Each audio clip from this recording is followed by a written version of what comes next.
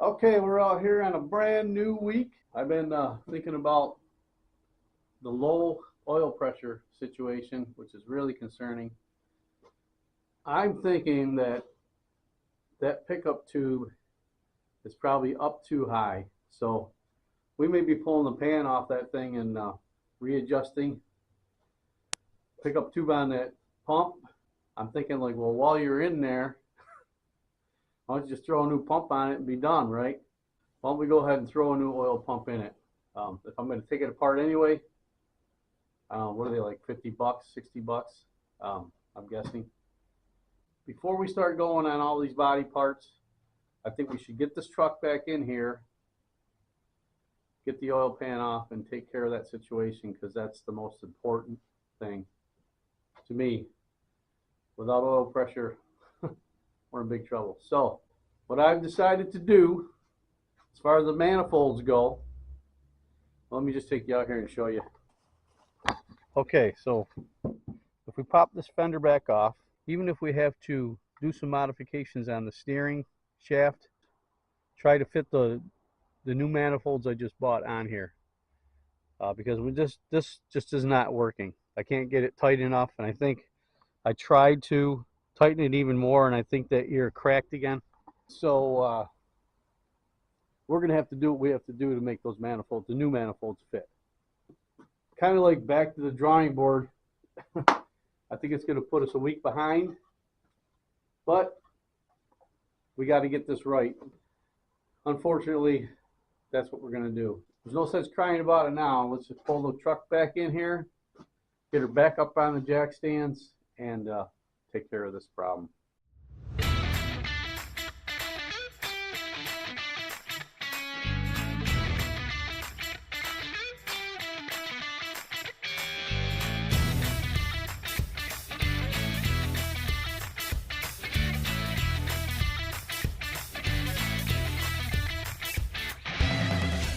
Okay, so now that we're getting down to it, at the point to which we get the spray gun out and start spraying some of these panels, these are the old door handles. And as you can see, when they sprayed the truck primer, they just sprayed everything primer. I went and took some sandpaper and rubbed off this two raised parts of the handle. So my thoughts, rather than buying new handles at $100 a pop or whatever they are, we're just going to spray these blue, and then we'll take some sandpaper and we'll rub that off, and then it'll give it a nice little touch, I think. As well as the handles on the side of the hood.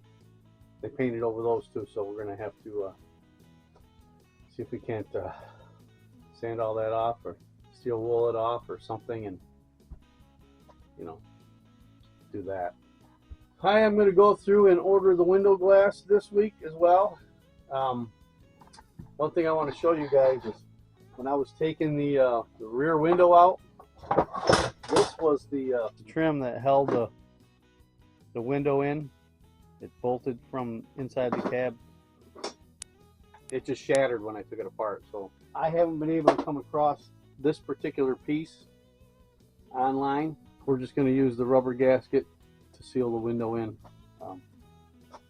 and it just won't have a trim ring. I don't think that matters. I know on the Apache that I did, it was just a rubber seal that went around the window and sealed up against the cab, so it's not really that big of a deal to me.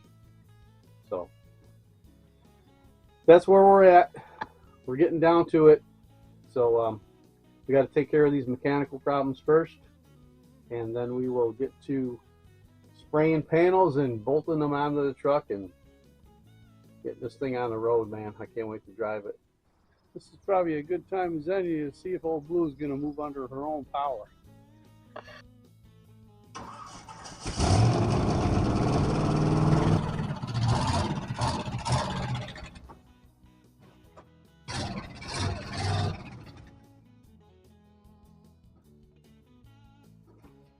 We got her back in there, so once the smoke clears, we'll get to taking her apart again.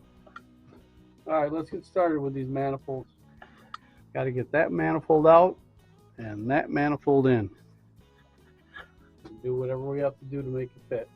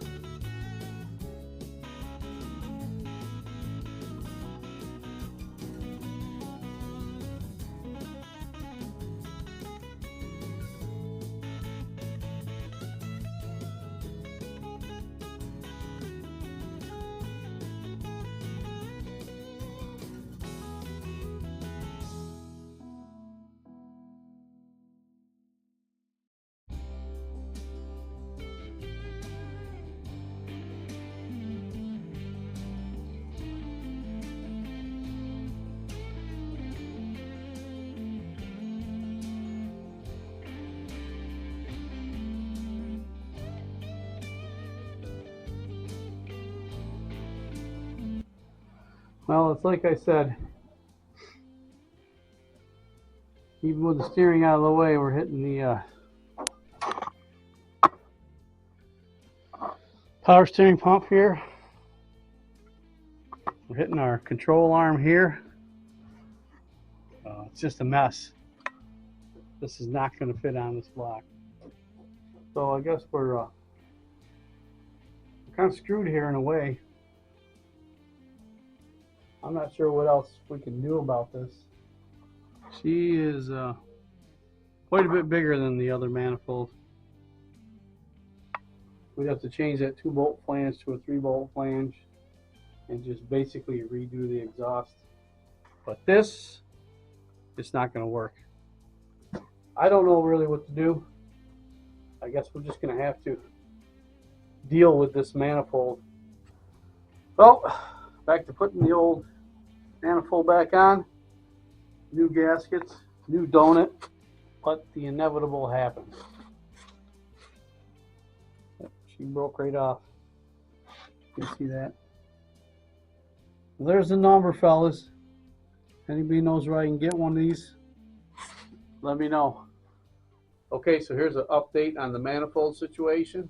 I know I told you all that I wasn't going to take a hammer to a brand new set of headers, but desperate times calls for desperate measures. So did have to end up cutting part of that piece of the motor mount that was hanging over. We cut that off. Made a few indentations on that header and got it to fit. Got her steering hooked back up. She's clearing, not by much, but she is clearing. So we don't have to redo any of that. I'm glad for that. So now, I guess we should probably try to put the right side on, because I don't know if we want to have one header and one manifold. But for some reason, I remember that side over there was a little bit worse than this side over here. Don't know why. It's sticking out in my memory like that. But let's go ahead and jump over to the other side and see what we can do. I mean, I don't care if I run with one header and one manifold on this thing at this point. I'm just about tired of messing with this crap. So, well, after a lot of pounding and grinding and pounding, I'm glad to say both headers are on. All we have to do now is redo the exhaust to accept the new collectors. I believe at least this part is done. We're still going to drop the oil pan, put a new oil pump in, because we had some low oil pressure issues. Pull the intake off and reseal it, and hopefully she'll run a lot better after that. Who knows? But we'll just keep tackling the problems one at a time as they come up. Okay, so yesterday we forced this new set of headers onto this vehicle with a little help from a hammer, cut wheel, and a grinder, but they are on. Today what I want to do is drop this oil pan, get a new oil pump installed in here, pull everything off the intake, and we're going to reseal this intake. So let's see how much we can get done today. Alright, so I got up underneath here to drain this oil pan. You see the color of that oil, that's brand new oil. It's a little concerning. Looks like we're getting coolant in that oil. See that right there? Dripping off the starter. That's all coolant. So I'm wondering if one or both of these heads aren't cracked. This is kind of a dilemma now. So do we pull these heads?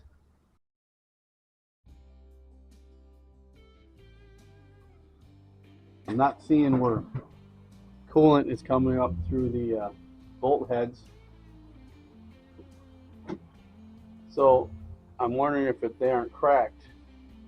So the question is, do we spend the money on new heads? We have a block that we know has 1,000,000 miles on it. I'm thinking that there's something going on, because I mean, we could pull these and reseal them, but they're brand new head gaskets, and I'm quite sure that they're sealed properly. Maybe not quite sure what to do yet, but Let me do a little investigating. What is going on, guys? It's been a few days since we've been out here messing with the old 46. I will tell you this, an executive decision has been made. Remember when we looked these heads up way back when we took the engine apart? Found out when we ran the numbers, the 624 heads are crack prone. So for the same price of a new set of heads for this tired old block, we actually picked up an engine. This is a 305 HO high output. The guy I bought it from said it came out of a truck, Chevy truck. I got to hear it run before I bought it. It had great oil pressure and more importantly wasn't leaking any fluids. He told me that there's less than 100,000 miles on this thing. So it looks like Old Blue is going to get a transplant here. So the plan is to pull this engine out, set it aside. Maybe we'll totally rebuild it later on for another project. Put the new small block in. The only problem is this has a two-piece rear main seal. This has a one-piece rear main seal. That means the flex plate will not fit on this engine. So I ordered a flex plate, and as soon as it gets here, we're going to get busy pulling this engine out and putting the new one in. Hopefully that solves all of our problems, and we can just then concentrate on the bodywork, getting the panels painted, getting this thing together. Working with these old vehicles, you just never know what you're going to get into when you tear into them. But this was just supposed to be a quick freshen up and back on the road, but as you can see, it's turned into a little bit of a project, which is okay. We'll get it taken care of now rather than have issues later on.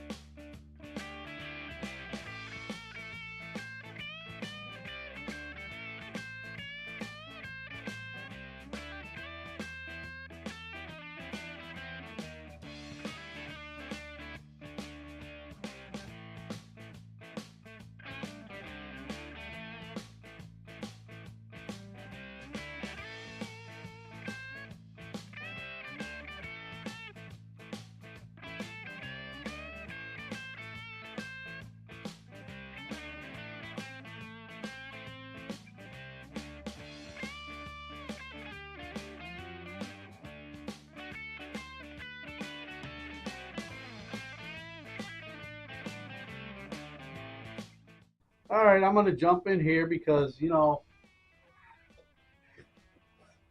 so we already know that the flex plate is not going to fit on. That's a one-piece rear main seal. This is the two. But did you know the bolts are a different size as well?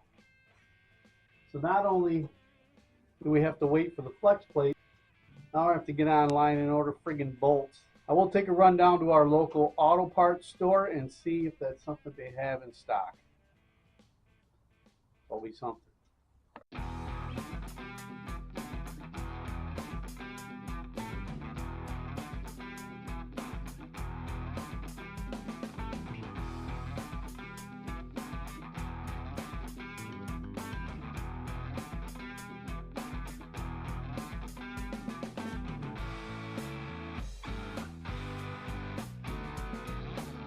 All right, so we finally got the old engine on the engine stand. I'm going to go ahead and take off the pieces that I'm going to use on the new block. The brackets, obviously, water pump pulley. I've ordered a new crank pulley for it, so we're not going to use that one. So we may swap out the two water necks. I'm not sure yet. Other than that, really not much else on this block that I'm going to take off. Flex plate should be here tomorrow. As soon as we get it, we'll get it on. and we'll get this new motor in the chassis, and I think we'll be in a much better place. Okay, so we went and got all the parts transferred from the old block to the new block. I did have to change the water pump because the water pump that was on this engine has this little threaded nib on the top that holds our alternator bracket. I did change the water neck. Got the new pulley on. As soon as we get that flex plate on, we're going to try to bolt this engine to that turbo 400. Man, I'm hoping there's no issues with that. So as soon as that flex plate comes, we'll be back at it. All right, so our flywheel came in last night. I got it installed. Let's get this engine in this truck.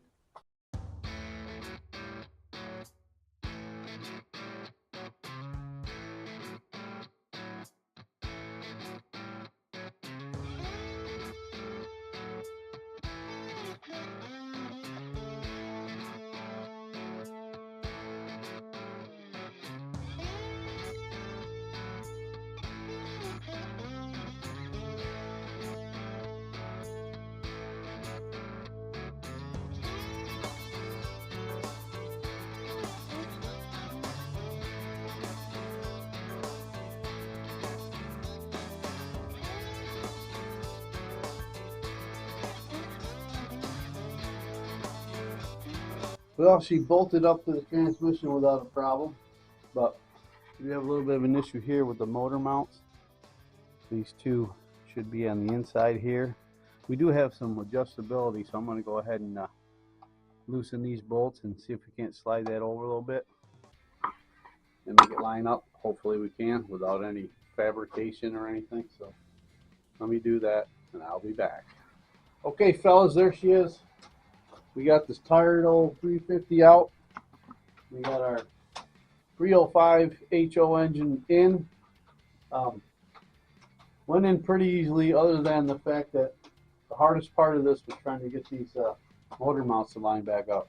I bet I fought for an hour and a half trying to get these motor mounts to line back up. She's all bolted in. We just have to put the torque converter bolts in and start putting it back together again. Well, it's been quite a few days again since the last time we've been out here working on the old 46. There's been a lot going on, you know, with springtime here and all that. A lot to do around the house, a lot to do in the yard. What I'm going to do today is go through and tighten up all the bolts, make sure everything is tight. We're going to go ahead and start working on transitioning this exhaust system back in to accept the 3-bolt flange. I went and ordered, and we have received some 45-degree exhaust piping to bring up our suspension travel a little more. So we got to get that all tightened up. Basically just buttoning this engine up so we can get the radiator back on it, so we can get a carburetor on it, so we can turn the key and see what happens.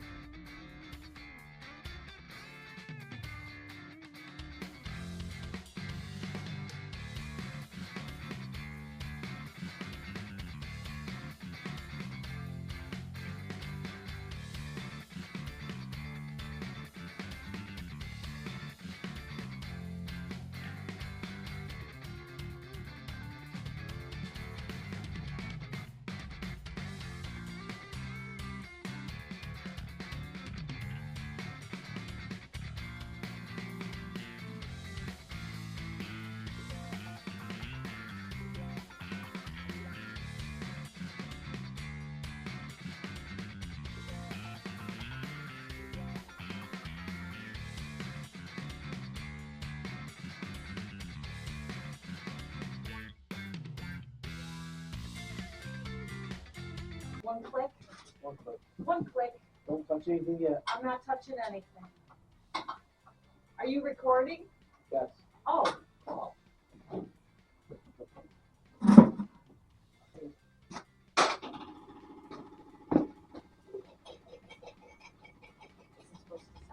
Yeah, it's a fuel pump.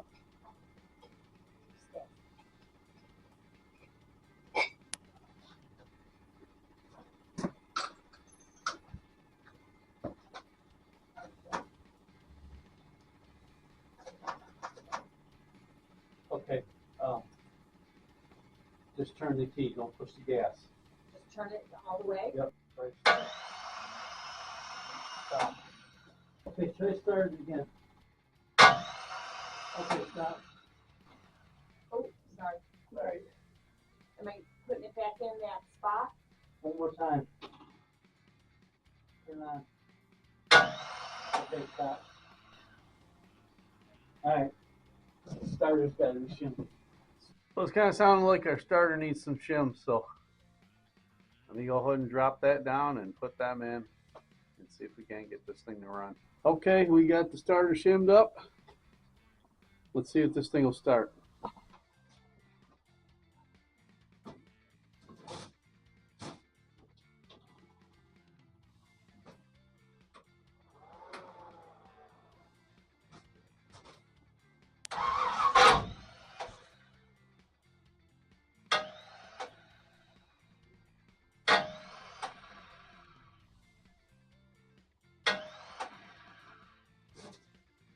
Well, after about 3 hours and a new starter later, this low profile Amazon starter will not work on this flex plate.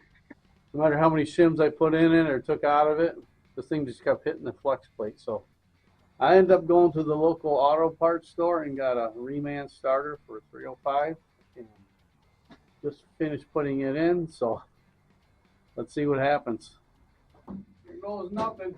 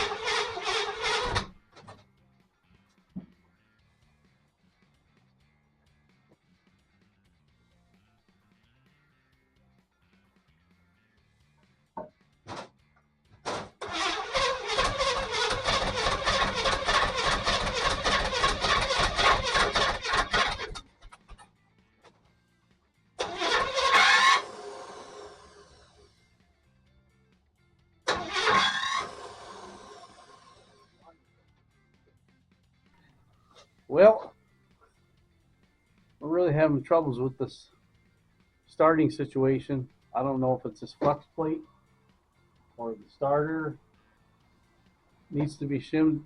I mean, I don't know. It seems to want to start, and then it don't want to start. This is the second starter I put in here, and it seemed to want to go, then it doesn't want to go. Or we're gonna have to jack this thing up and maybe shim this new starter Not sure what's going on here, but we got to figure it out.